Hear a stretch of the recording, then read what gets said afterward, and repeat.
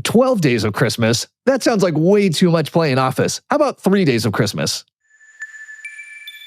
Hey everybody, before we start this episode, a quick shout out to our sponsors. Today's episode is brought to you by the Perfect RIA. How could it not be brought to you by the Perfect RIA? But if you enjoy these episodes, if you think that Micah and I, or at least Micah, have some great advice to give, head over to our website, theperfectria.com, and download one of our free guides towards making your practice better. So it's not just the things you hear on the podcast, it's the things that you implement. And if you're saying, you know what I'd really like to get in a room with Matt and Micah. I'd really like to ask them my own questions. I'd like to be coached by them. Then send an email to lifestyle@theperfectria.com, and one of our great team members will reach out to you and tell you more about the program. Welcome back to another amazing episode of the Perfect RIA podcast with our Christmas special. And apparently we have the bah humbug Scrooge on the line with us. Jarvis, how's it going, sir? I got to say, I like the story of Scrooge. Like his thing about let's not turn up the heat. Like that seems like a pretty reasonable request, right? Are the workhouses not full? I don't know. It does look like you got a fairly bad rap, but fair enough. Fair enough. But well, bad rap or not that we've gotten a bad rap at times either. We're going to go through some 12 days of Christmas. This is our Christmas episode. And originally we had thought for one split second we would sing Christmas carols to you. And that obviously is not going to happen. That's we don't want to lose that many viewers. But instead we want to do some gifts that you could give to your practice this holiday season. Yes. You know what? One of the things that we can think about, and granted, it's a Christmas episode, so we want to keep this a little bit more cheerful, but in the Christmas spirit, right? Of course, we have Christ, our Savior, our God, which came down, sacrificed himself for the salvation of our souls, and we get to think about his birth, which is absolutely amazing, but he's given us a lot of gifts and gives us a lot of talents, and it's our obligation to use these talents. And so one of the things we got to think about, I think, during the season, Jarvis, is what are the talents that we have, and how are we best utilizing those? And the business may be a talent that we're supposed to be utilizing right now. So what are these talents and how do we really maximize them in coming into this next year? Yeah, and it's also a good time to remember this takes hard work, right? That there isn't a silver bullet. Like Santa Claus is not going to bring you a perfect practice. He's not going to bring you massive value, right? That's not going to be all year. I have asked for it multiple. Well, some of the year I have been good, at least. Some of the year.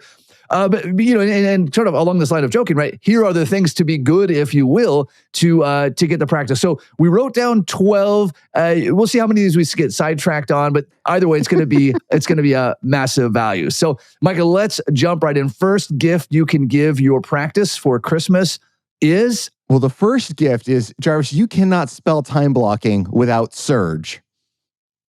Okay, I don't know if that's exactly true. I'm not sure that's quite right, but I don't think it's quite right. But concept of the best gift is this time blocking, right? Yeah, is doing a Surge schedule. And when we build this out, now Surge can look so many different flavors in so many different ways, but look at the essence of Surge and what we're trying to talk about. Being hyper intentional about your practice. When are you delivering value to clients? When are you delivering value to your team? When you're setting up for projects? And when do you have time that you can, recreate, recharge, do those other things? But are you being hyper intentional about your time blocking, about your Surge calendar in this year? And this is a phenomenal gift that you got to not only give yourself, give your family, but also give your team in this new year. Yeah, let's remember that Surge is a journey, not a destination. Micah, you and I, every time we get together, we've been getting together now for 6 or 7 years. We talk like almost every time, like, all right, let's look at our Surge schedules, both for client meetings. Are the number of meetings a day, the days of the week? What are we doing for Surge for value adds? This is a constant refinement. So as listeners, I don't think, oh, hey, they've talked about Surge 1,000 times. I do Surge. I've been doing Surge a long time too, and I'm just barely getting started on it. Jarvis, I think another thing that we kind of gloss over so often, this isn't on our list, well, it's kind of into number 2, but we kind of go through and gloss over quickly how we go through client meetings, because this is another thing that you and I talk about all the time. Now, we don't sit down like, all right, quick, give me everything you give in a client meeting, right? But we have a lot of casual conversations about this. It's like, hey, this came up in a client meeting, or how do you respond to this, or how do you do this? We're always wanting to refine that process of delivering value. So with that in mind, Jarvis, what's the second gift you can give yourself in your practice this next year? The second gift, and if you're watching our video feed, you can see 2 of these in the background from Micah here, which is to give the value sledgehammer in your client meeting, not the volume sucker punch, right? So as you mentioned, and this, by the way, is I think one of the best things you can do when you meet with other successful advisors. How are you articulating X, Y, or Z in your practice? Micah, you and I were once sitting down with a group of advisors, and an advisor was critical of Surge, and he says, well, Micah, you don't understand. We do real estate planning, right? So there is this mindset of like, well, we're doing this magical process that no one else can do. Or we can say, hey, listen, there's probably someone who's doing something better than me. And when I meet an advisor who has a practice I respect, I'm going to ask them, hey, tell me how you do estate planning, or can we compare notes on? There's so much to learn from each other. But again, you've got to have that open mindset for it. Yeah, and I want to say up and down the ladder from that, right? Yes. I've learned a lot from advisors that aren't to my level, but they're doing something slightly different. In this area, they're out delivering value than I am in that area. I'm like, this is fantastic. I love learning new things, right? That's one of the things I always tell myself. I always tell my team members that they should embrace is I love learning new things, is keep our mind open to this. We don't always have all the solutions. The idea of the perfect RA is a journey in order to get there. And we got to be focused on value to clients, not the volume sucker punch, but how are we delivering value? I got to be open to learning new things, to changing new things. So I'm constantly upping that game to deliver more value to my clients. Love it. Your quick note on estate planning, go ahead and shoot a quick email to lifestyle@theperfectRIA or go to theperfectria.com and check out the estate planning masterclass, Micah, that you and Rod Zeeb did. This is a phenomenal one to see from an attorney's perspective and a financial planner's perspective. How do you actually do estate plan? Like, what does that mean? What do we need to watch for? What do we need to look for? So that's a great gift to get your practice, is that estate planning masterclass. Especially if you're going to do a beneficiary review or an estate planning review this next year as a value add, man, definitely add that in there. We talk about some things in family meetings. And in fact, I had several coming up into Christmas. Big life changes in families. Got, clients with dementia, other things that are happening. We got to bring the whole family together. There's a way to do that successfully, and there's a way to blow it up, right? I would choose a successful way, but it's your practice. Do your own thing. But learn what those things are. Learn from other people's mistakes first. And we talk about that in that estate planning masterclass. Boy, not to side rail on that one, Micah, but not only is there a successful way and a way to blow it up, but it is navigating a minefield in a lot of situations. You're talking about death, you're talking about disability, you're talking about family dynamics. These are all dangerous paths on their own. They're not things that people want to think about. No one wants to think about their mortality or their morbidity or that their kids are going to fight over the money and never talk to each other again. So it's not just that there's a right way and a wrong way. Like, you have to weave the minefield when you're doing estate planning. Yeah, amen. All right, on that note, the third day of Christmas, what should your true love give to you is being effective, right? Let's kind of talk about this a little bit differently. So many people want to talk about their I want to be efficient with my time, right? Well, if you're being efficient with your time, it means you're kind of doing things really well, but I want to be effective with my time. So what does that mean? I want to do the right things really, really well. So often, Jarvis, I see advisors, they spend so much time becoming more efficient at something that's a completely useless task and doesn't actually deliver value. But then because we've spent so much time on it, we love it so much, we hold on to it, we don't want to let that go. What's a good example of this? Filtering your email. You became really good at filtering your email and processing it and going through these things, right? And you're like, no, it's so efficient. It's so great. And I just love it. And you don't want to let it go. And that's not worth $1,000 an hour. That's what a team member is for. Now, is it good for you to come in, review processes, help streamline them, become more effective? Absolutely. Is it effective for you to spend that time implementing those processes and doing those? Possibly not. So those things you got to learn to let go in this next year. Another way you could say this is be better at delegating in this next year. You focus on being effective with that time. Yeah, Mike, another example of that, of course, would be the financial planning process. We meet advisors that are super efficient at typing in endless pages of a financial plan. But is it effective? Is it getting a client to take action, right? That's what we're measuring. That's where, and we did the one-page financial plan masterclass. I feel like this is the 12 commercials of Christmas, but the one-page financial plan masterclass, right? We're looking at a name for this. That might have been, yeah. Right, so we look at like, my goal with a financial plan, with every financial plan, is to get a client to take action. That is the gauge of it. It's not the graphics. It's not the page count. It's not if it's 1 page or 10 pages. Does it get people to take action? That's what we're solving for here. Absolutely. All right, Micah. Number 4 on the list for gifts to give your practice for Christmas is getting rid of freebies, freeloaders, and exceptions, right? These are, we're going to call them clients in very loose terms. I talk about this in my book of people that are pretending to be clients. These are people who don't pay your fee, who pay a discounted fee, but they're a friend of a cousin of an uncle who walks their neighbor's dog. Therefore, they have to have an exception. And you can't have those. Those are, they're both revenue destroying, which is an issue as a productive practice. But they, more than anything, they drain your soul. When you have people who don't respect your time enough to pay your fees, or you have enough head trash that they don't respect your time to pay your fees. That's destroying your practice. Those people have to go. Jarvis, you just nailed it. It's getting in a place where you're working with people that don't respect you enough for your fees. And you're going to justify it in 17 different ways. Look, we all can. But it's about being around people that really value the work you provide, creating that great environment where you're excited to be at work, your team members are excited to be there, and your clients are excited to come in.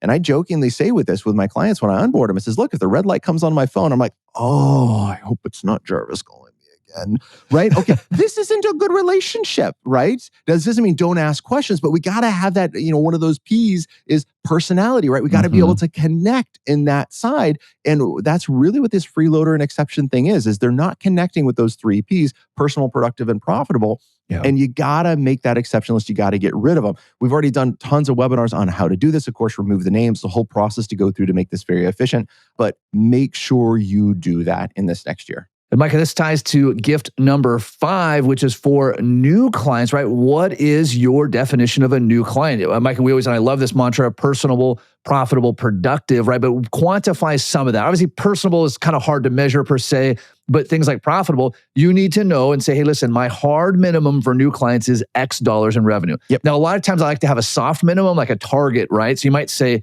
listen, my hard minimum is $10,000, but really I'm looking for people that are doing $15,000 a year, whatever those numbers are.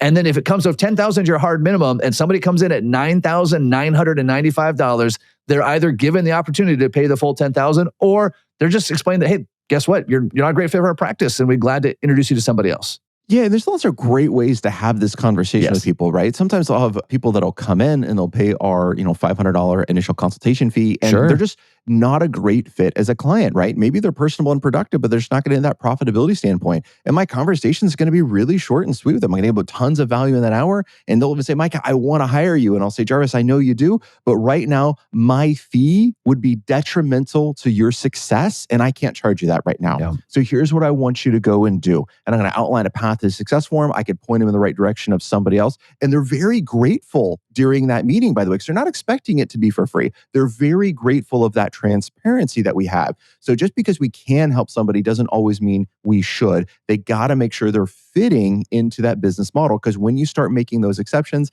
that's when you really start shooting yourself in the foot and creating lots of other issues in your practice. So really focus on that. New clients, what are those 3 Ps? Personal, productive, profitable. Define each one of those for you. And how are you going to select these clients in the next year? Yeah, I love it. Boy, we could do a whole podcast on the dangers of making exceptions, because what we find is advisors who make exceptions in one place make it in 2 and 3 and 4 and 5 and 10 and 20. That's and it. Then the it's whole not practice just the is one, falling right? apart. It's never not the one-off. That's the issue. It's all the other stuff that comes with that one-off that you're not even thinking about, which you're shooting yourself in the foot. Sorry, getting all up on step about it. Yeah, 100%. Maybe we could transition this to integrity, right? It's like, all right, well, if you're going to show up 3 minutes late, why not 5? Why not 15? Like, at what point does it not matter? Why show up at all, right? So obviously, this is something that we're quite passionate about, because we have to be like, these are foundation things. All right, gift number 6 is to deliver massive value in the area of tax planning. This is, of course, where we'll do a shout out to our sister company, Retirement Tax Services, head CPA Stephen Jarvis. Tax planning, Mike, if there was a silver bullet, and this is not necessarily, but if there was a silver bullet in prospecting, this is as close as it gets. You are likely the only the only person who has ever provided meaningful tax advice. I was meeting with my doctor the other day, and he says, well, what do you do? And I love to network. I said, well, a couple of things, but mostly I help people not get killed in taxes. He says, can I have your number? Can I call your office right now? I said, well, we're here for my doctor's exam, whatever we're doing right now. He says, no. I gotta have my pants down. This is a little awkward for me right I'm turning now. to coughing right now. I'll cough out my telephone number here. But right there, that was it. Because he says, hey, no one has helped me. He says, I'm getting killed in taxes. And I said, well, you should see my tax bill, buddy. But anyway, it's a great tool. Now, you have to be able to back that up. Like, if you make that claim and you're like, well, what you should do is do a Roth contribution. He's like, dude, my income's way over that limit. Well, that's all I had. Life insurance? I don't know. So you got to have a strategy here, right? Yeah, so you got to be able to back this up. So, and that's where RTS, or there's tons of other programs. Well, there's really not tons of other programs, so never mind on that one. But go find something else and raise your tax knowledge. What's your goal what are you going to learn this next year, right? We should also have an ambitious goal this next year to learn something new. What is it? Maybe yours is going to be on taxes. And I would say taxes is number 1. Estate planning would be number 2 for a way to bring in new clients, right? Those 2 areas, attorneys and CPAs do a crap job and so do most financial planners, explaining what is actually happening with these documents, right?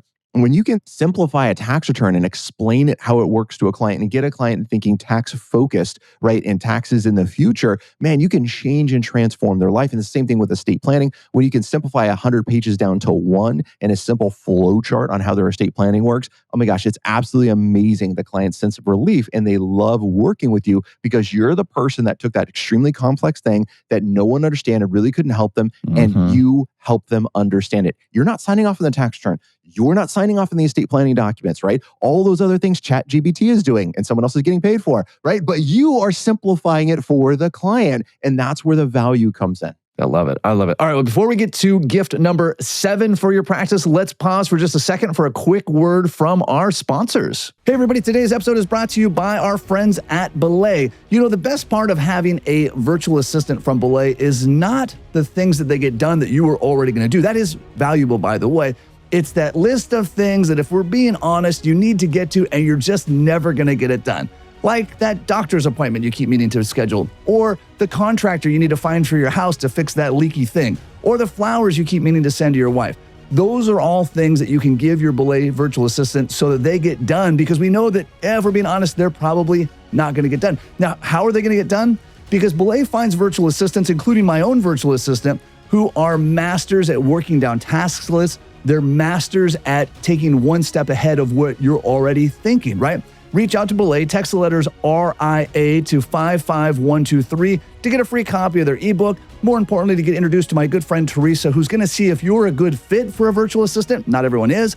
And then find a virtual assistant who's perfectly matched to your needs. So text the letters RIA to 55123. And now back to the episode.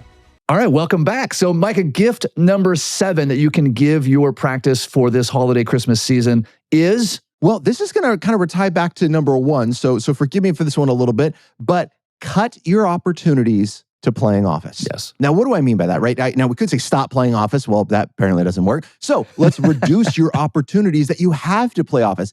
Are you being more intentional with your time? Are you being more effective with your time? What are you doing in order to minimize the time in which you're playing office? So have a little bit of recognition here that we all do it. Guilty right here, not 100%. The pot calling the kettle black. You're right. I am guilty of the same thing, that I play office. So I have to be intentional. When is time that I'm allowed to play office, and when is time that I shouldn't be, that it's a detriment to my family, to my practice, to my team, etc. And what do I have to do to stop that? Everyone's a little different. We've talked about this on other podcasts and other hacks that we have in order to reduce or eliminate stop playing office. But stop robbing yourself of that time. When you show up to work, work. Yeah, and just know where you're weak, right? We can get caught in a lot of shoulds here, like, hey, I shouldn't be checking my email. I shouldn't be on ESPN during the day. I should, whatever it is. Just know where you're weak. That's one of the reasons, for example, and I've shared this before, that I physically write out my calendar every week, because I know a place where I'm weak to play office is if I need to go into any electronic device to see my schedule, I slip into the rabbit hole. If I pick up my phone, suddenly I'm reading the Wall Street Journal. If I go to my Outlook, suddenly I'm checking emails. Right? I know that's a spot where I easily fall into playing office. Cool. Now I have a piece of paper to look at. And the worst thing I can do on that is doodle for a minute. And my doodling's not very good. So I quickly get back to work. I love it. Jarvis, what's another gift you can give yourself in this next year? What's the 8th gift you can give yourself in this Christmas season? All right, gift number 8 is, of course, professional development. Micah, if there's any theme we've hit on at least as many times as Surge Meeting, is professional development. Amen. This is where you've got to invest in yourself. You cannot go into 2024 thinking this will be my best year ever and then do all the same things you did in 2023. That's just not going to work. And I know that's a no-dust statement, but we meet advisors year after year after year, and they say, wow, maybe this year it'll work. It's not going to. It's not going to. You've got to be up in your game.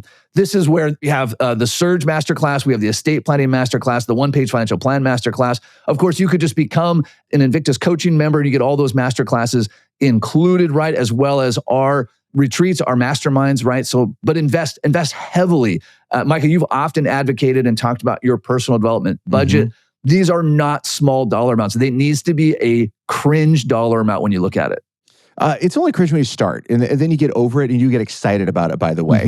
Just kind of that full evolution of it. But again, I talked about it before. I have a very simple Excel sheet. When I get paid, that's in percentages, because buckets is the most successful planning strategy ever. So I use buckets of money, right? And we kind of set it up that says X goes to taxes, X goes to charity, X goes to PD, right? X goes to savings. all before it hits my bottom line. So when I am paid, right, I get a small portion of that in actual spending money because I'm setting other monies automatically aside in other accounts just earmarked for these things. And also on PD, Jarvis, it was kind of fun. I was talking to my son Gabe about it the other day because, as you know, Gabe's on payroll because A, I'm good at tax planning, and B, I like cheap labor.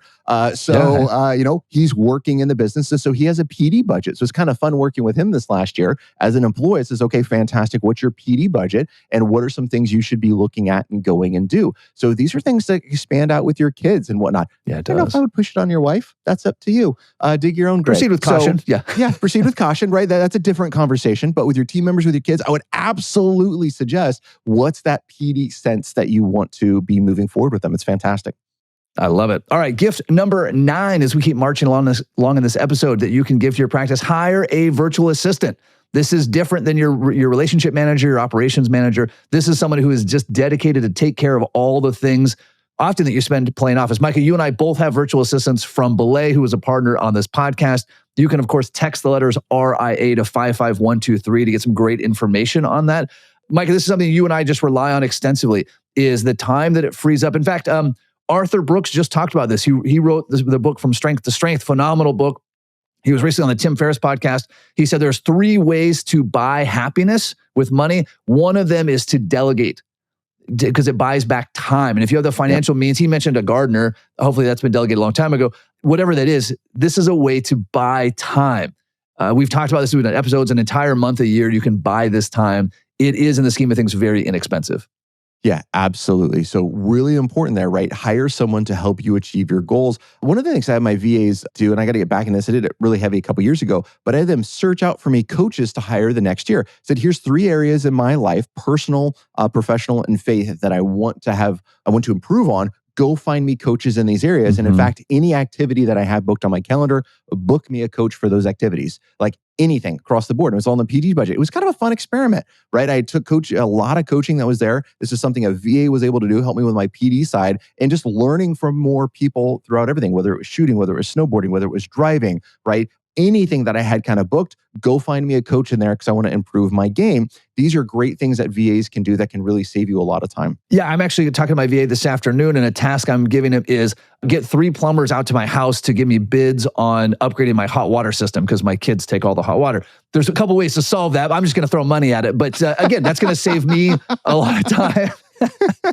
You knew where I was going. It's fantastic. Yeah, I'm just going to throw money at that one. Yeah, that was another way to buy happiness. Don't run out of hot water. So, another one. So kind of moving on from this, the 10th day of Christmas, right? What do you get yourself?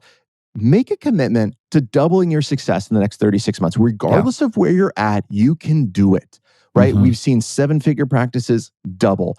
We've seen 6-figure practices all day long double in 36 months, right? So what is that roadmap that you have in order to successfully achieve it? And again, you don't get it from us, get it from somebody else. Go for it. But double your success in the next 36 months. We have helped dozens, if dare I say hundreds probably, if we go back and add up, hundreds of practices double in 36 months. There's a proven methodology to do it.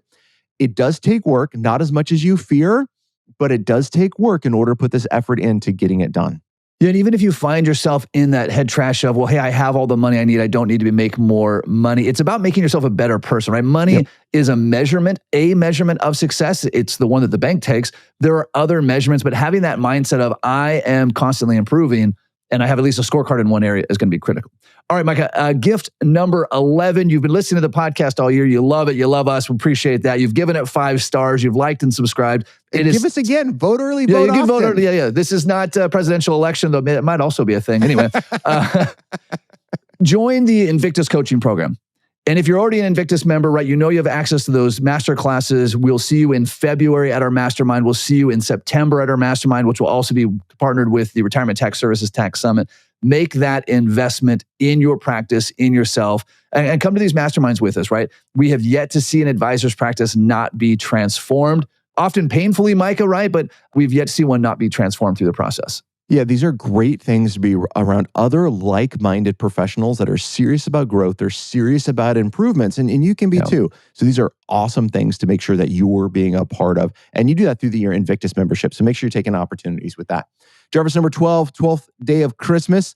Write out your onboarding process. Now, this is a big request we have. This will be a masterclass coming this next year. So you can refine it when this masterclass comes out, but write out what your onboarding process is going to be. Not your prospecting process. Let's make a distinction here. Prospecting, also write that one out, but yes. Yeah, that's a great one to write out too. This is not what I'm currently talking about, right? Yeah. That's the top of the funnel. How do you get clients, prospects in to see you? Once they see you and say yes, what does that look like in that onboarding process? Now, my onboarding process is 12 months. Now, it doesn't take 12 months to onboard a client, right? But the first segment that we have before we get into automatic routine with a client is 12 months. What is that going to look like? What does the first year of the relationship look like? How am I planting seeds to continue that relationship? How am I delivering value for the next 30 years, right? Those are all things that I need to set up within that first 12 months. What does your onboarding process look like? I love it.